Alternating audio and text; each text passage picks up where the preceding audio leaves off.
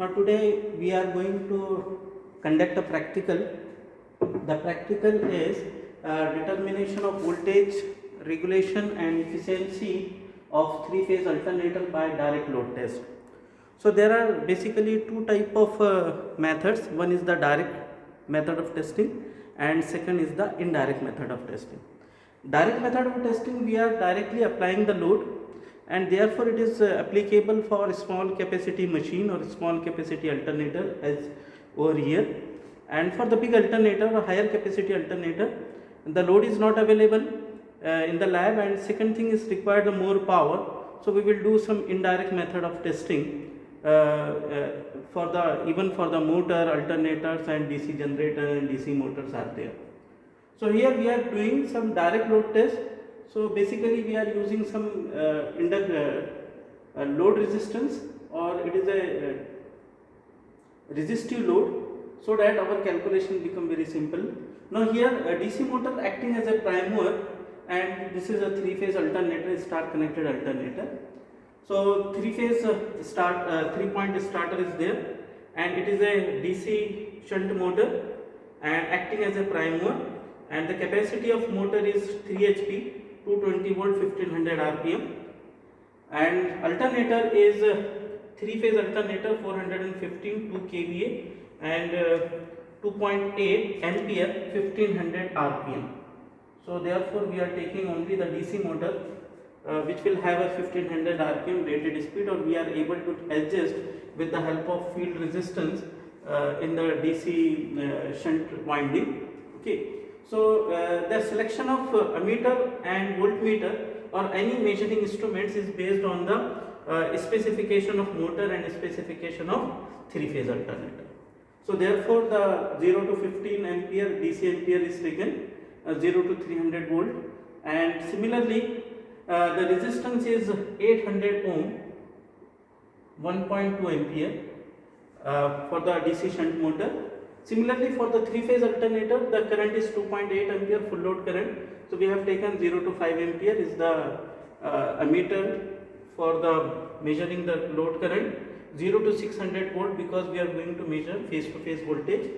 Similarly there is a 2 wattmeter W1 and W2, or if you are using the resistive load there is no need to use W1 and W2, so circuit become very simple.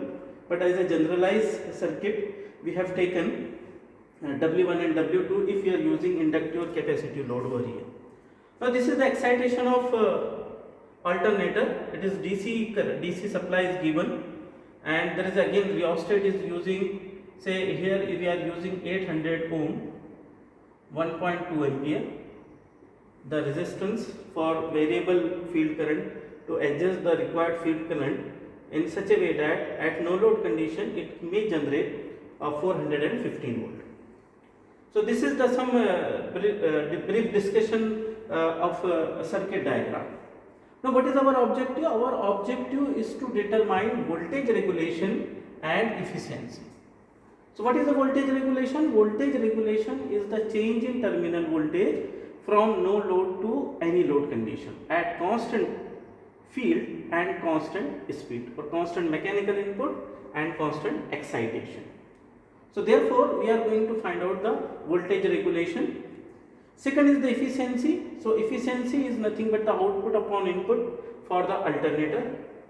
So for that purpose we are taking some observations. So observation table consists of motor side. We are going to measure the input of motor. So input of motor is nothing but it is a DC motor.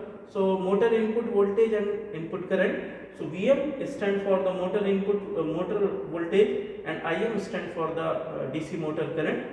The rated voltage of the DC motor is 220. So we will apply first a 220 volt current, whatever as per the measurement or as per the observation we will put it over here.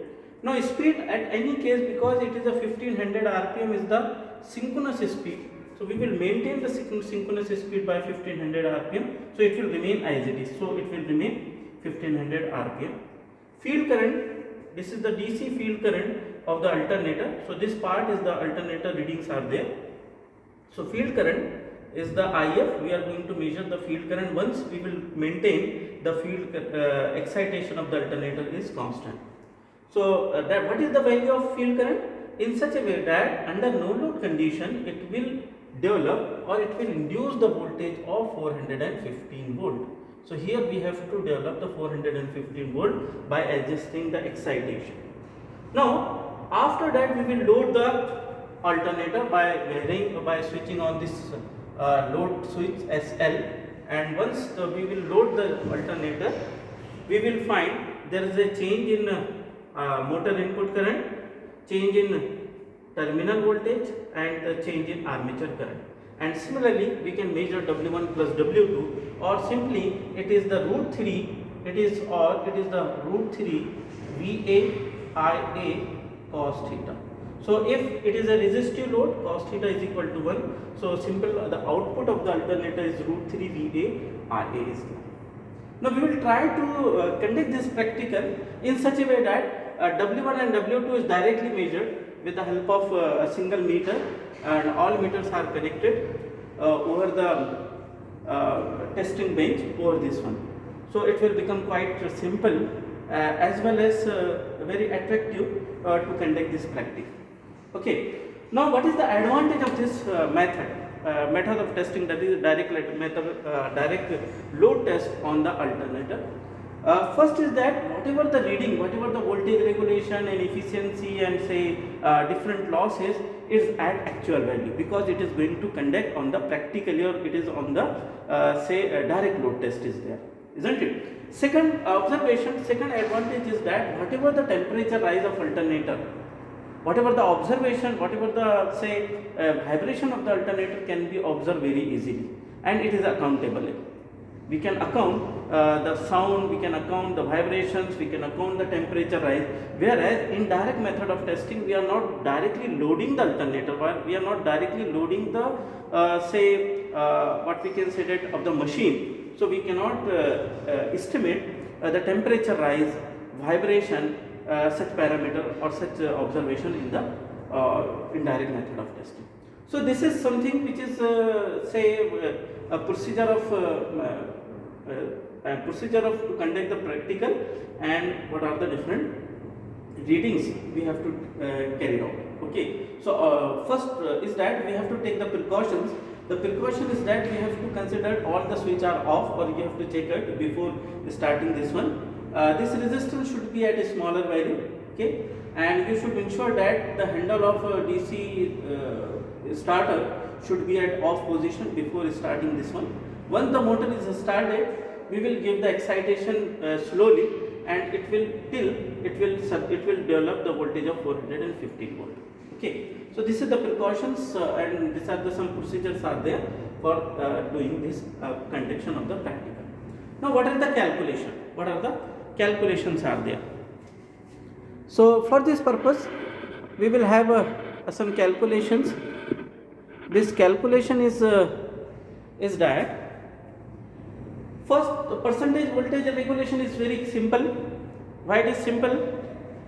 Because it is a simple formula is that no load voltage upon full load voltage divided by V no load voltage. So here, so we can have a voltage calculation is a voltage regulation, and voltage regulation is percentage voltage regulation is V no load voltage, that is a 1500 volt. It is a 415 volt is remain as it is, minus say 412 volt is there, divided by 415 into 100. So we can calculate the voltage regulation. So we can calculate the voltage regulation at each and every readings, or it may be some particular reading. Say for example, our full load current is 2.8 ampere. So if you are going to calculate the voltage regulation at current is 1.4 ampere, so it is a 50% regulation. If you are going to calculate the voltage regulation when the load current is equal to 2.8 ampere, it means that it is the full load condition. So we can calculate voltage regulation at no load at 50% load, or we can calculate it by the full load condition. Now efficiency. Now to calculate the efficiency, we are taking some assumptions. The assumption is that whatever the mechanical input or mechanical losses in the two machines are constant, that is the iron losses and rotational losses we are taking, consuming that is same in both machines. Okay, so let the both machine have a same iron and rotational losses. Therefore, the constant loss per machine is equal to, which we denote by WC. It is no load input of motor divided by 2. So whatever the input of motor is there, it is used to overcome the rotational and iron losses. So this is per machine divided by 2, and this reading should be only from the no load readings or no load data. Okay. So now this is the constant loss we have calculated. Now what is the output of DC motor? So output of DC motor is nothing but the input of DC motor minus total losses. So input of motor is Vm Im at any particular load condition minus total losses. So Wc is the constant loss and I square Ra is the armature copper loss, since it is a variable one. So this is nothing but the output of DC motor.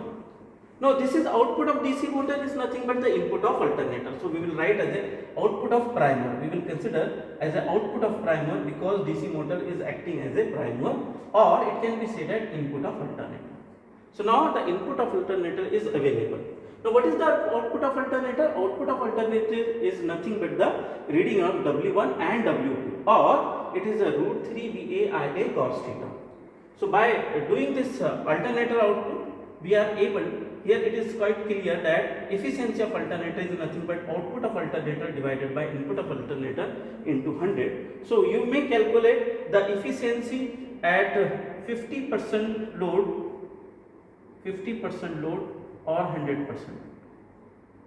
So if your load current is, here it is a full load current is 2.8. If suppose we are taking the full load load current is equal to 1.4 ampere, then it is a 50%, and if the load current is 2.8, so it is a 100% load is there.